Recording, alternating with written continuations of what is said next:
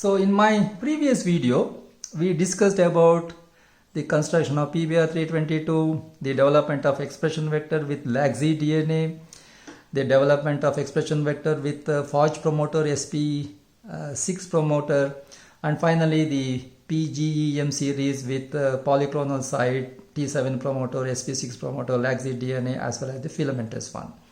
Now the most important one is going to be that in an expression vector, promoters are very, very critical. Now we will try to understand the salient features of a promoter in our next video.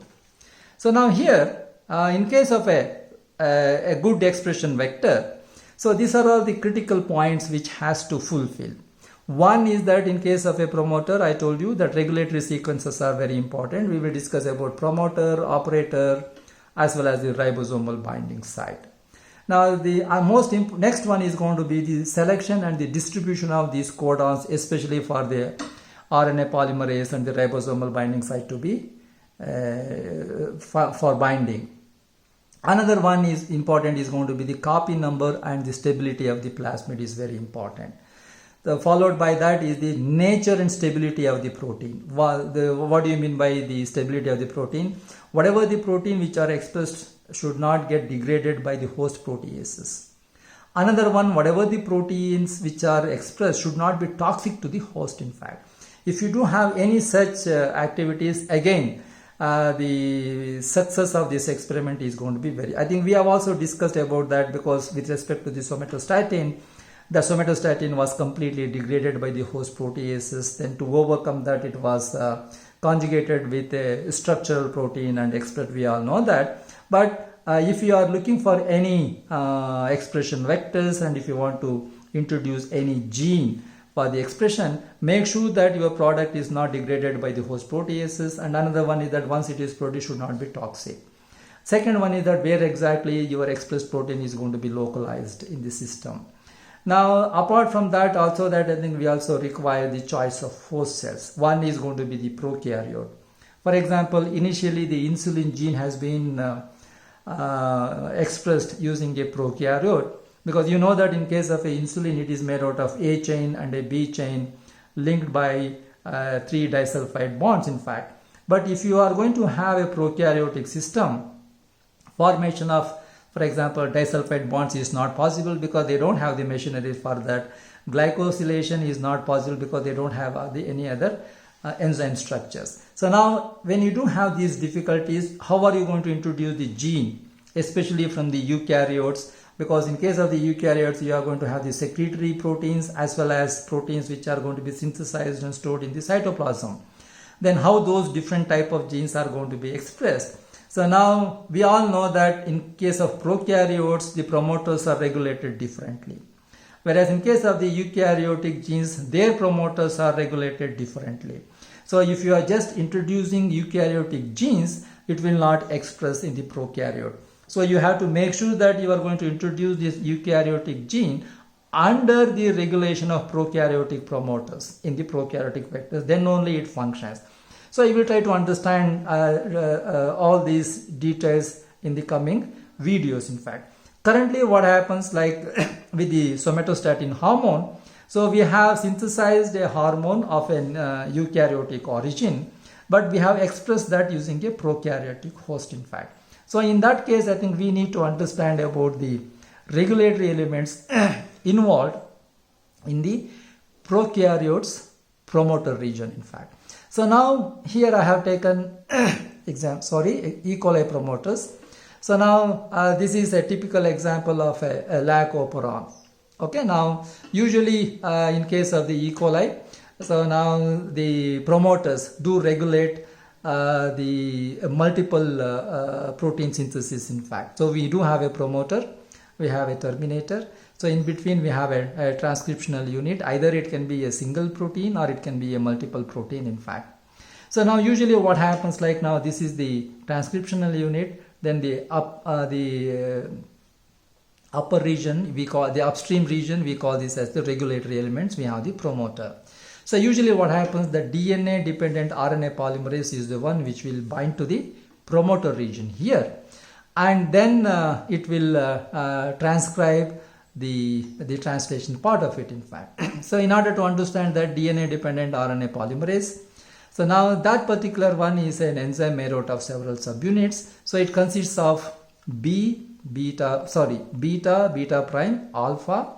Another one is going to be the sigma. So this is also called as a sigma factor or a sigma subunit, in fact. So usually what happens, the specificity of this RNA dependent polymerase, which will binding to the specific region on the upstream region, is invariably regulated by the sigma factors of an RNA polymerase. What they have done is that, so they have did a bioinformatic analysis with respect to more than 160 promoters. The sequence has been identified, have been studied, and find out how these different 160 promoters will effectively bind to the sigma factors.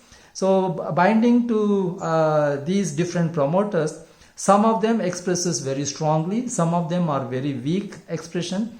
So they want to understand, in order to make a very optimal strong promoter so that it expresses multiple copies of transcription and then to the protein.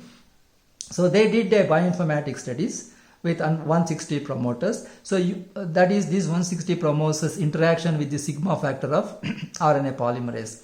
So from this study, now they do discuss that if you want to have a good promoter, the upstream sequence should be of a particular sequence. So we will see, what are that particular sequence is going to be that. So now a good promoter should have, one is a good synthesis of high level of mRNA. Now then these promoters should be under our control, that is possibly the inducible.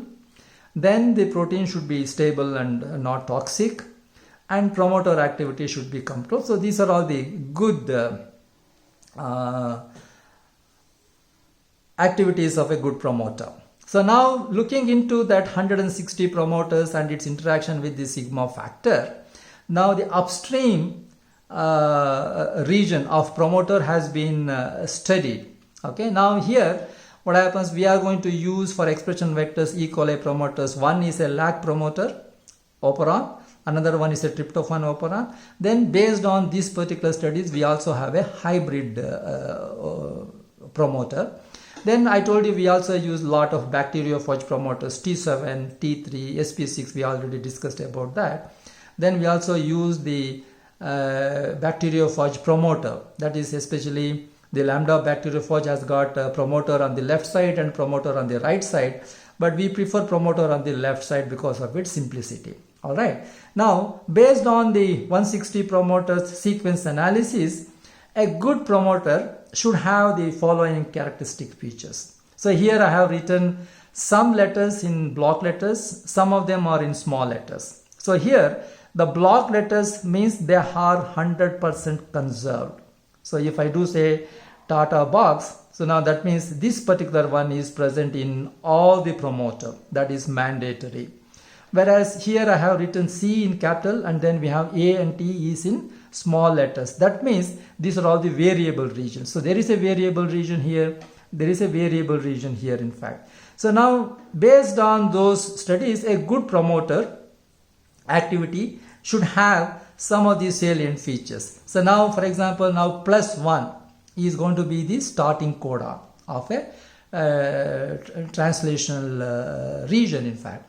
So now if this is the +1, so in this particular one I think we have a conserved box with CAT. So now if this is +1, then exactly in the -10 region, so we have what is, there is a conserved region. We call this as a Tata box, but they are also called as a Pribnow-Schaller box. So now this Tata box is common in most of the promoters. They are present in the -10 position of the upstream region. Then there is another conserved and variable region that is at -35 base space. Now that is TTAG and then ACA.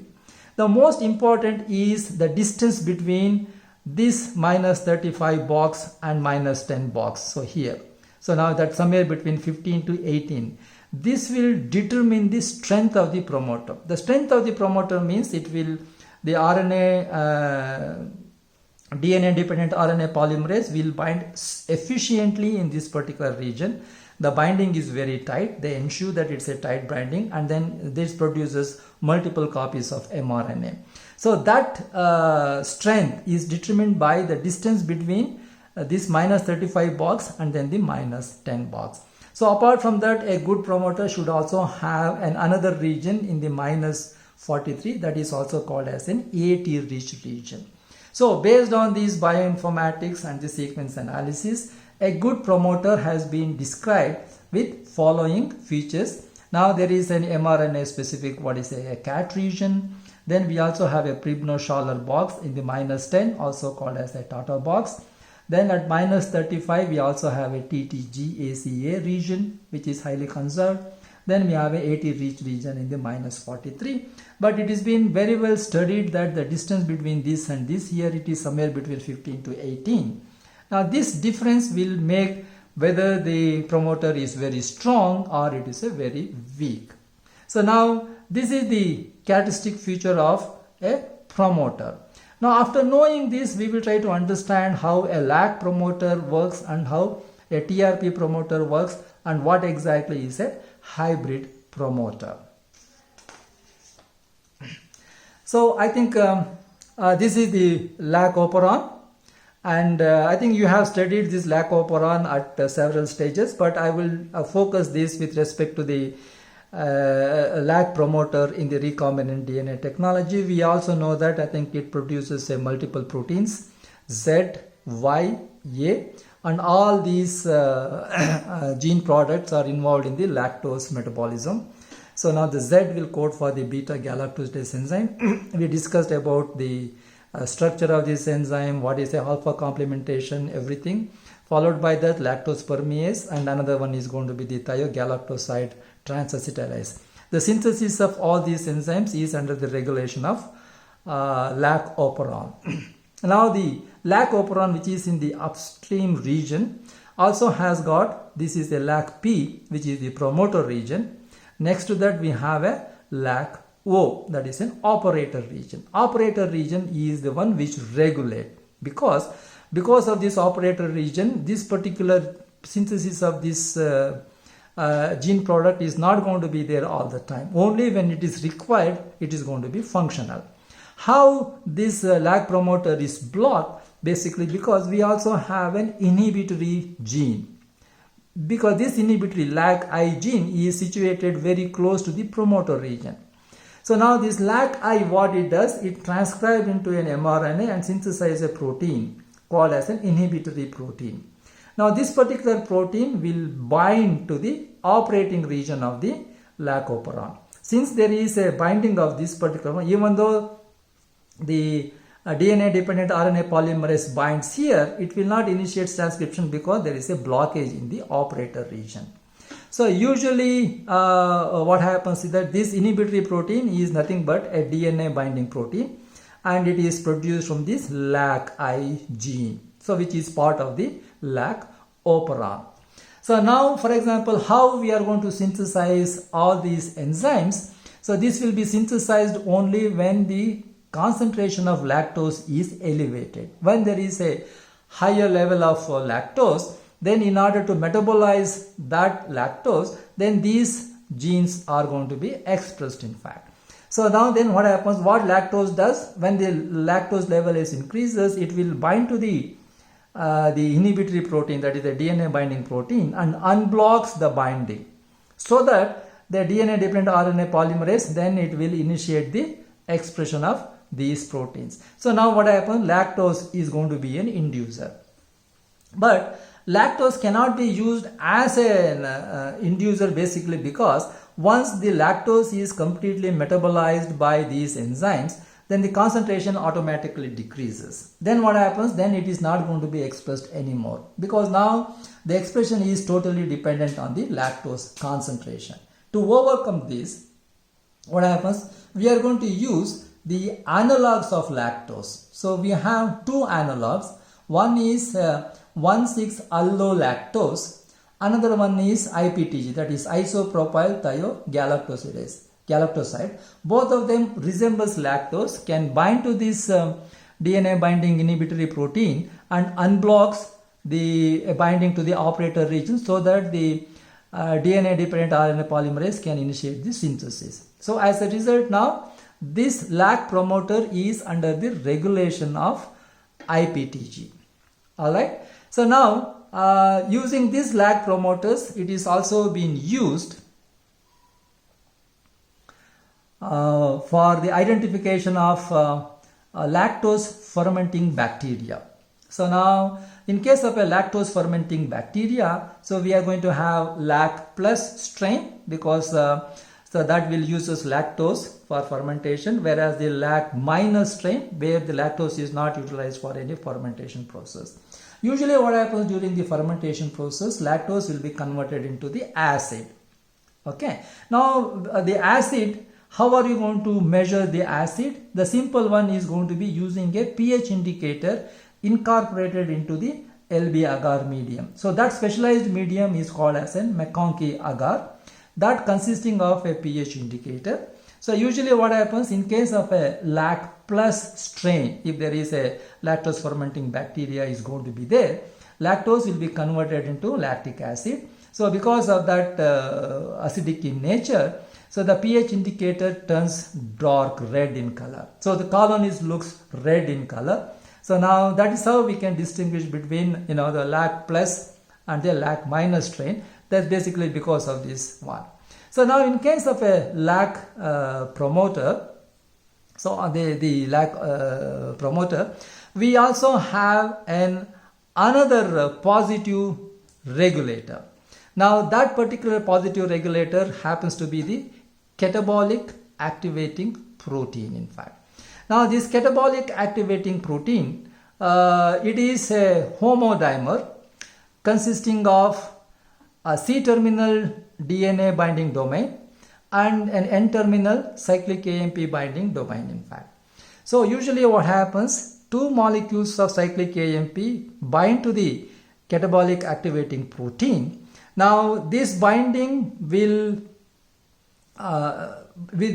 bind with the DNA binding region. The most important one is going to be that because here we have the DNA dependent RNA polymerase. I told you that RNA polymerase has got the beta, beta prime, alpha, then sigma subunits.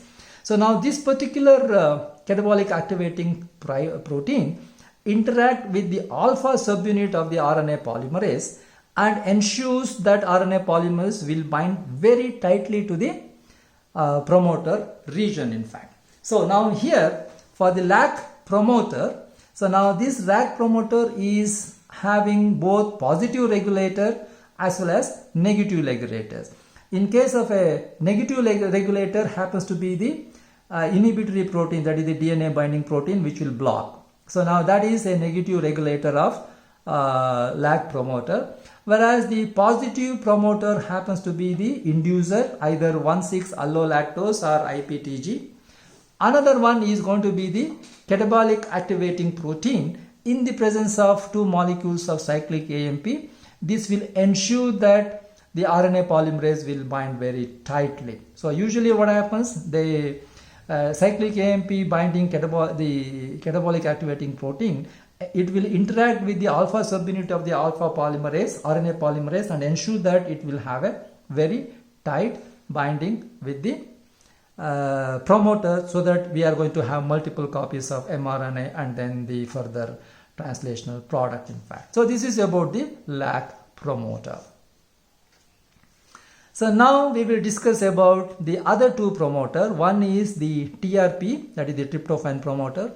Another one is from the Lambda-bacteriophage promoter on the left side. So these are the two other promoters, which is very important. So now in case of a TRP, tryptophan promoter, now this also it has got a promoter region, plus also has got an operating region. So now in case of a lactose, it is a degradation process. It means suppose if the lactose concentration is very high, then the required enzymes are produced for the degradation. But now in case of a tryptophan, it is an essential amino acid. When the concentration of tryptophan is very low, then the synthesis of tryptophan has to be synthesized. So usually what happens like that, this particular operator region is also regulated by a repressor protein, whereas this regulatory protein is, in case of a LAC, it is located next to the LAC operon, but in this regulatory protein with tryptophan, it is located elsewhere in the gene. So the gene will produce an mRNA and then a regulatory protein. The regulatory proteins do bind here. Now this binding is very strong when the tryptophan concentration is very low, because sorry, I think I will repeat that again. So when the tryptophan concentration is very low, then this regulatory protein will dissociate from that. Then I think then it will produces all these enzymes required for the tryptophan synthesis. All right. So when the high concentration of tryptophan is there, then the regulatory protein will bind to this operating region and make sure that since the tryptophan level is very high, there is no need for the further synthesis. So as a result, like LAC operon, it also produces the multiple enzymes. So I think we all studied this about this tryptophan synthetase alpha component, tryptophan synthetase beta component, C represents anthranilate isomerase, then the D and E represents anthranilate synthetase 2, anthranilate synthetase 1. These are the various enzymes required for the biosynthesis of tryptophan. So during the low concentration of tryptophan, the regulatory protein do get dissociated. When there is a high concentration of the tryptophan, the regulatory protein will bind there. So now here it is the synthesis part, whereas in case of the LAC operon, it is the degradation product. The high level of lactose initiates the synthesis, but here the low level of tryptophan initiates the synthesis, and it is the other way around. Now what happens, like at least in case of LAC operon, we have introduced lactose as an inducer and then an analog. So now here how are we going to ensure that the regulatory protein will get dissociated from the operator region? Again, we have two inducer. One of them is going to be the indole 3 propionic acid. Another one is going to be the beta indolyl acrylic acid. These two will mimic the low concentration of tryptophan. Okay, now these two inducers, that is indole 3 propionic acid and beta indolyl acrylic acid, will mimic a condition in the host system so that we are going to have a low concentration of tryptophan. So because of that, the regulatory proteins will get dissociated, and then the tryptophan promoter will initiate the synthesis of all these things. So in other words, tryptophan promoter is also under the regulation of indole 3 propionic acid and beta indolyl acrylic acid, either one of them. So now in case of LAC, we have the catabolic activating protein, whereas in case of a tryptophan operon, we have another regulatory element, what we call this as a leader sequence. What do you mean by a leader sequence? So now here we have the promoter and we have the operator, and then there is a regulatory proteins will come and bind and regulate the whole process. Now this is the different proteins required for the synthesis of tryptophan. So now from the first ATG to the TRP operon, so we have this distance. This sequence is called as a leader sequence. Now the leader sequence with respect to the tryptophan is 162 base pair. Now that is from the upstream region of the promoter, then the first ATG of these the various polypeptide. Now that is 162 base pair. Suppose if you reduce the distance, the activity is going to be very strong. So what they are going to say that suppose if you remove this 162 base pair, then the transcriptional activity will be enhanced from 8 to 10 times. That means this particular sequence is a regulatory one. If you want to reduce the activity, you can increase the length, or if you want to increase the activity, you can reduce the length here. So what about the LAC-Z DNA promoter? They also have a leader sequence, but that leader sequence has got only 38 base pairs. That means lac operon will transcribe very efficiently compared to the tryptophan operon. So if you want to increase the efficiency of those things, so that this is a leader sequence which they can work it out. Now this is with respect to the promoter of the tryptophan, and so now here the low concentration will initiate the transcription, whereas these inducers will mimic the low concentration of tryptophan in the host system. Alright. Now finally we have the promoter from the bacteriophage. I think this you remember about the lambda-bacteriophage once it is inserted. So we have the promoter on the right side and promoter on the left side. C1 is a repressor gene, it will bind to both of them and inhibit the transcription on either side. So between the two promoters we are extensively using PL promoter, basically because it is very simple. Only C1 repressor gene is going to be binding here. PR is not preferred because PR is a very complicated promoter for which both C1 will bind, CRO will bind and inhibits a totally different system. So we are not interested in this one. So now we are interested in only in the PL. Now the repressor gene product, that is the C1 repressor gene product, will bind to this. And once it binds to that, then it will block the entire process so that it will enter into the lysogenous cycle. If you want to get into the lytic cycle, then repressor gene has to be removed. So they have identified a mutation in the C1 repressor protein. So that means at 32 degrees centigrade, the mutation is such that 20 to 30 molecules is enough to block the lytic cycle so that it will enter into the lysogenous cycle. Alright. So at low temperature it is very effective.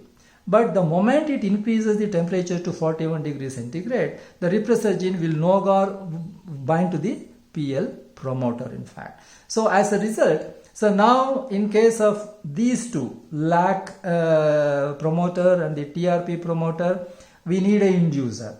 Whereas in case of the PL promoters from the bacteriophage with the C1 gene, so we don't have to add anything. We do our initial incubation at 32 degrees centigrade, and if you want to express any of our gene product, all we have to do that increase the temperature to 41 degrees centigrade.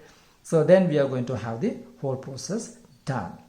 So now looking into the tryptophan and then the lac operon and also the catabolic activating regulatory protein, then the leader sequence. So now we have also synthesized what is known as an hybrid promoter. So now this is an hybrid promoter. So I have just discussed the important significance. Now this is the TRP promoter. I think we know this is the Tata box -10 and there is also another -35. The distance between these two things is about 17 nucleotides. So now this distance is very critical for tight binding, I think, as I discussed. So now this is the tryptophan promoter. Now this is the TCGA. It has got a TAC1 restriction site here. Now they have also taken another promoter from the lac operon from the strain UV5. So now again we have the -35 region and then -10. Then we have this CCGG for a restriction site for HPA2. So what they have done is that they have digested with TAC1, that is the tryptophan operon, and they have digested with HPA2 the lac UV5 operon. Then they are going to get these two different fragments. They join together. So now this hybrid promoter, now this is TRP and the lac, it is called as a TAC promoter. So it is a combination of both tryptophan and then the lac operon. So here we have a segment from the tryptophan operon and we have a segment from the lac operon. So now because of this digestion and then insertion, so here the distance is 17 nucleotide. So it has been reduced to 16 nucleotides. So now compared to this, just a reduction in one nucleotide will ensure that the DNA dependent RNA polymerase will bind very tightly to the system. Alright. So now this is all about the various promoters, the significance of promoters and the salient features, so that they are very, very important in our expression vector. So we will stop at this time.